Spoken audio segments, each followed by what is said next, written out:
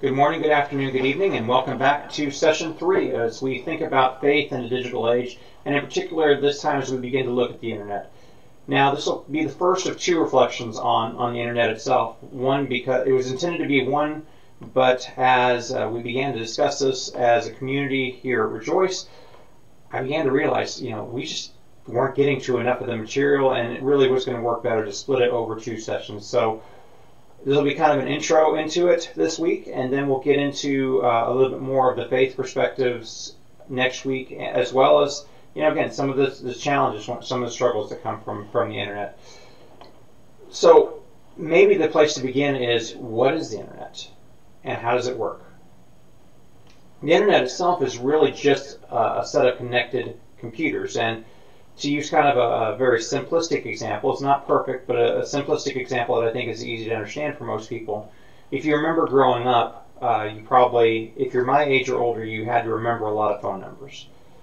And so you would call on that phone number and it would go down the line and connect you to that particular phone.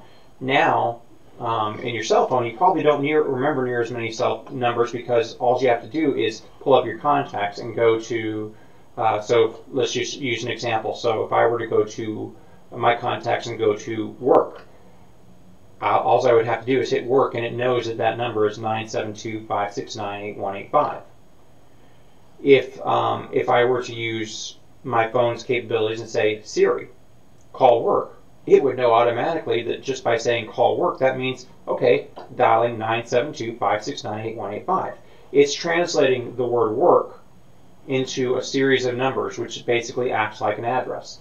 The same thing happens when you type in something on the computer. So if you were to type in, for example, the website for my church, rejoicefrisco.org, rejoicefrisco.com, excuse me, rejoicefrisco.com, it translates that into a long series of numbers, which tells us exactly where it is on which server and how to get there. And so it goes to this space on the server, and it shows you what has been stored there.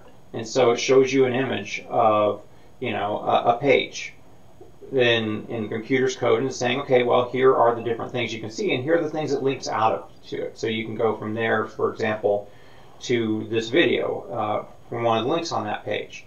Or you can go to YouTube, and then from YouTube you can go to this video on my YouTube page. Things get stored in different places, and they can get brought up all together, and it's really kind of an ingenious way of doing it. But really, the internet itself is just the backbone.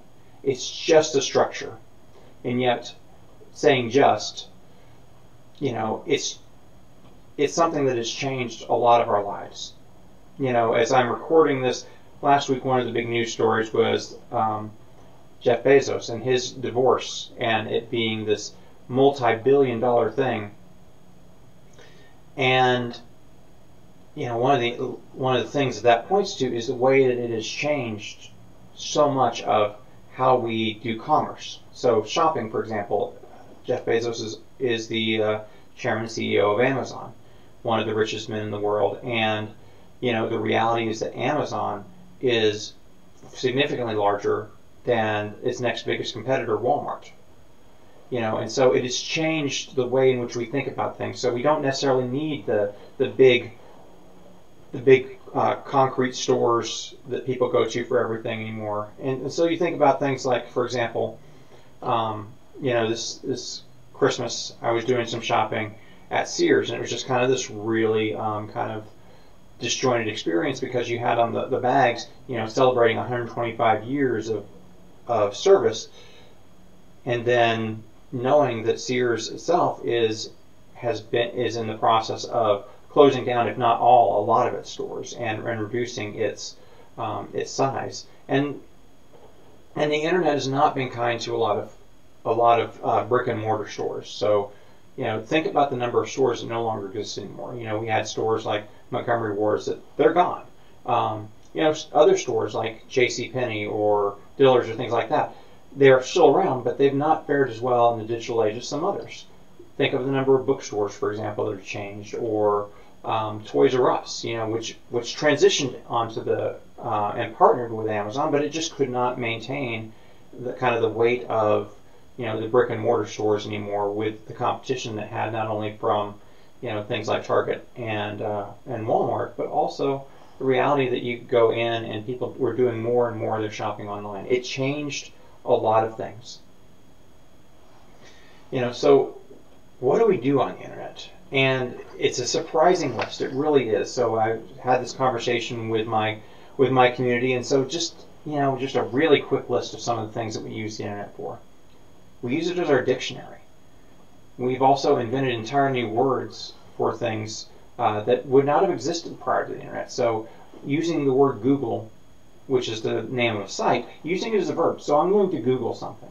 I'm going to look up the information on this. We use it for all kinds of things in relation to finances and banking. Whether it's checking the stock market, checking our balance in our checking account, transferring funds. We can use it to check our home values or to do all kinds of things in that realm. We use it for maps. So many of the maps that we use now are connected via the internet. Even if we're doing it through our cell phone, it's through a website, a web-based site. Shopping, of course, is one of the things that's changed dramatically. We look up information. If you were to ask, what's the area code for San Antonio, for example, where I grew up, that would be a really quick internet search. We use it for news. We use it to find answers. We use it to either watch or to monitor or find out things about sports. Things like movie times, tea times, appointments. You can make an appointment on the internet. You can reserve not only your seat but your time that you go to a movie on the internet. You can even reserve when you're going to go play golf. We use it for all manners of communication. So everything from email to text to things like Skype and things like that, to where we communicate via video. We use it to look at pictures or look at books, or to listen to music, or to purchase music, to listen to TV programming. And you think about the number of things that have changed in that realm. Services like Hulu or Netflix and things like that just weren't imagined years ago. We use it to track behavior on people.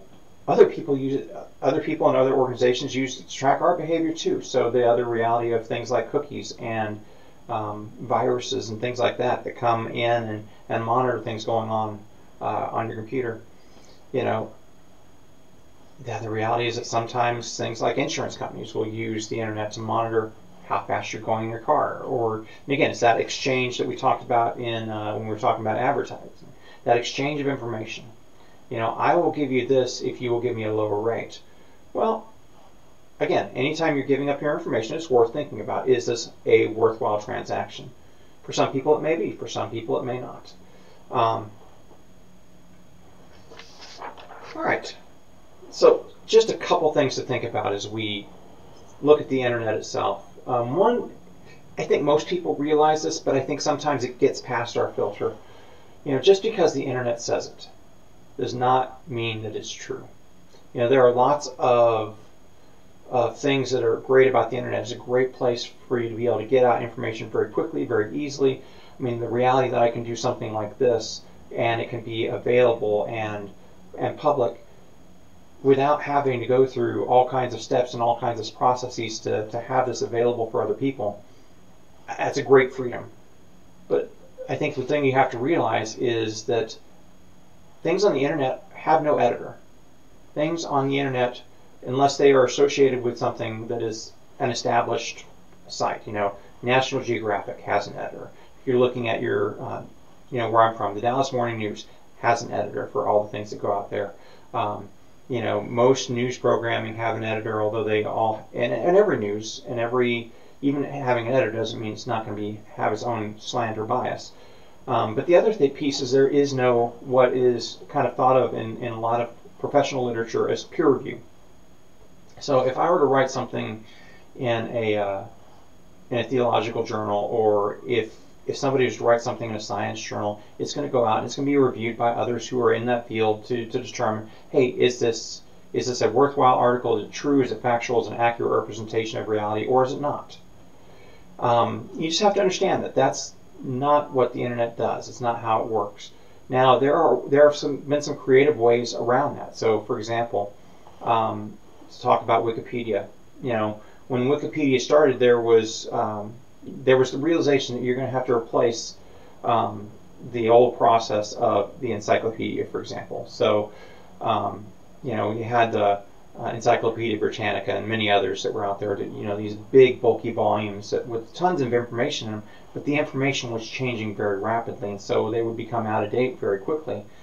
And so you had Microsoft that was going to develop this thing called Encarta, which was going to be an online encyclopedia that people would pay into. And you would think with Microsoft's wealth and credentials that would be what it took. But it wasn't. It was a small startup group called Wikipedia that said, hey, we're going to let people create their own information, and then the community will continue to check back on this. So, if you have a favorite artist, or a favorite singer, or a book, or a subject you feel passionately about, you can create your own Wikipedia page about it, and then the community continues to update it, and it's actually pretty accurate. Now, if there's things that get highlighted by the community and says, hey, flag this needs to be reviewed, this needs to be looked at, they do that. And it's kind of its own internal review process. But for most things, when I write on my blog, nobody's reviewing that. The only editor is me. When you're hearing me talk through YouTube or through a video of source or on Facebook or whatever, there's nobody who's editing that. That's just the way it is. And so you have to know, do you trust me or do you not? Do you trust the person that this is coming from or do you not? As I mentioned before, the internet has proved a big challenge for what used to be established means of distribution and a lot of organizations, a lot of businesses and industries. So if you are an industry that's still up and running and functioning, or you're a store that's still up and running and functioning, you've somehow figured out how to work in the digital age. Doesn't mean it's not been without challenges. I mentioned about Sears and so many other places that have changed how much of our shopping has migrated to being online. And that's changed the way people work too. There's been less of a need. There's been fewer of those, stockyard and cashier jobs, and some of those jobs have moved into large warehouses for, again, your large companies like Amazon or Zappos or others. There has been a change in how people think of a need for a physical place. And even in the world of religion, one of these places where you would think, hey, you absolutely need this physical place, it's begun to change how people think about coming to worship, coming to church. So just a little bit of a sharing of something that I've experienced in my last couple months of experimenting with these kind of video medias and things like that, is the realization that people are coming and they're watching and they're seeing a lot of things well before they would ever come and participate in my congregation. And even if they never do, that's great. It's still a chance where I'm making that contact, where we're beginning to make some impact, and hopefully we're doing some good things. But could you imagine a virtual church? I know some who have tried to do that, who have tried to create, whether in some various spaces where kind of social media or kind of internet spaces, creating a virtual place where people can come, they can pray, they can be a part of a community, they can worship together, they can hear and exchange information. There's good and bad in this, and I think without getting too far into the discussion of the goods and the bads and the evils or the positives of it, I think we need to understand that the church, ever since Apostle Paul was writing to the churches in Corinth and Rome and the church in Rome and the church in Thessalonica and the church in Philippi, that the church has always been a virtual community. It may not be in the same way that we can interact now, but the reality was that Paul was writing to give guidance to a community and trying to give life to a community that he wasn't able to be physically present with.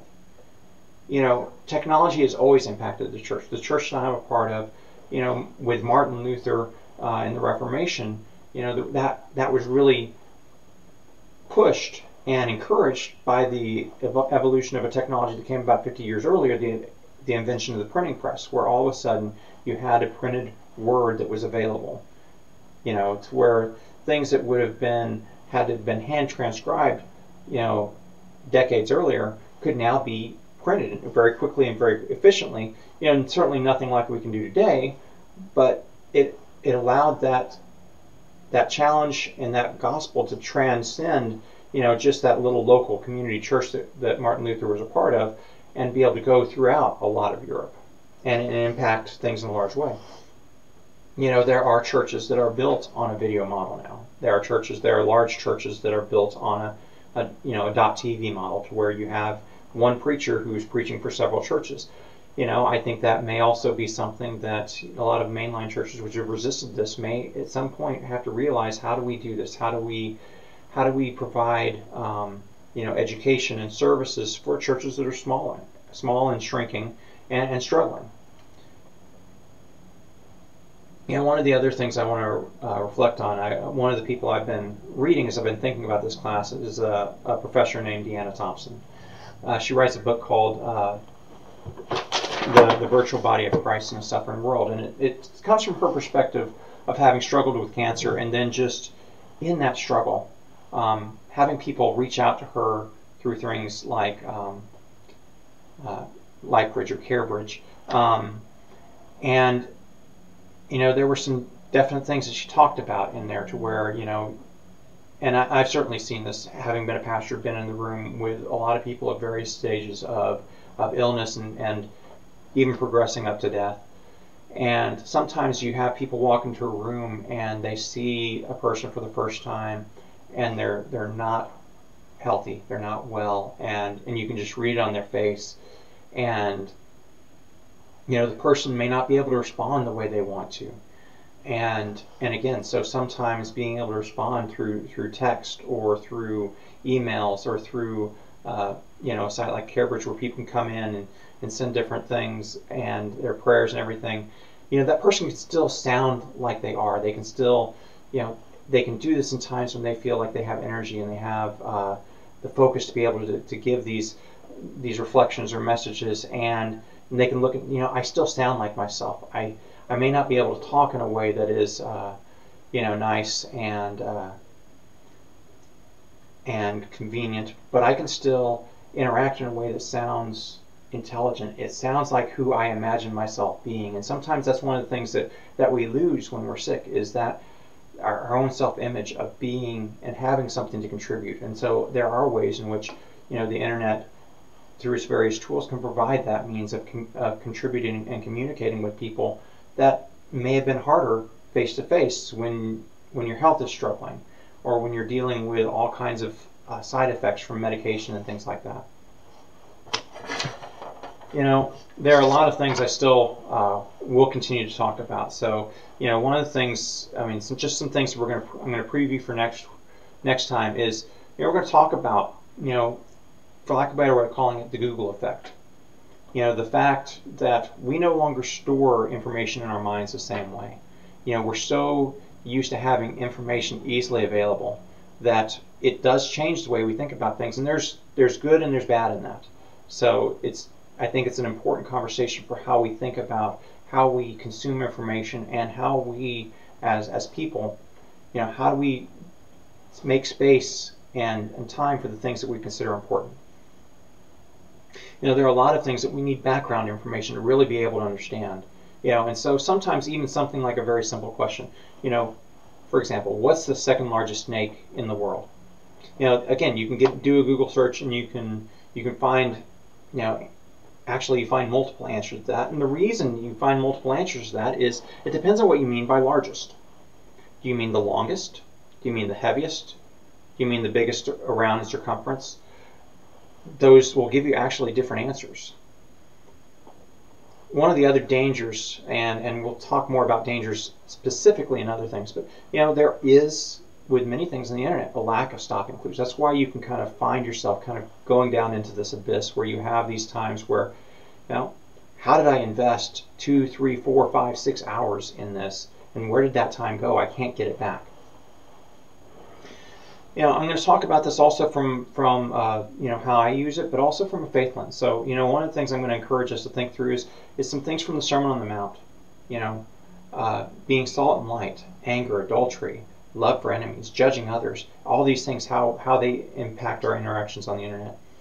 How can we use digital technology as a means for good? Ultimately, that's something that I'm trying to do here and in other places.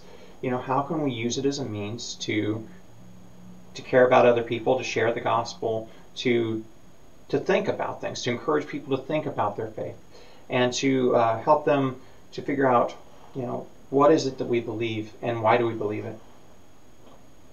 How do we do ancient things in modern times? How do we use technology for things like prayer, connection, teaching, and again, maybe even worship?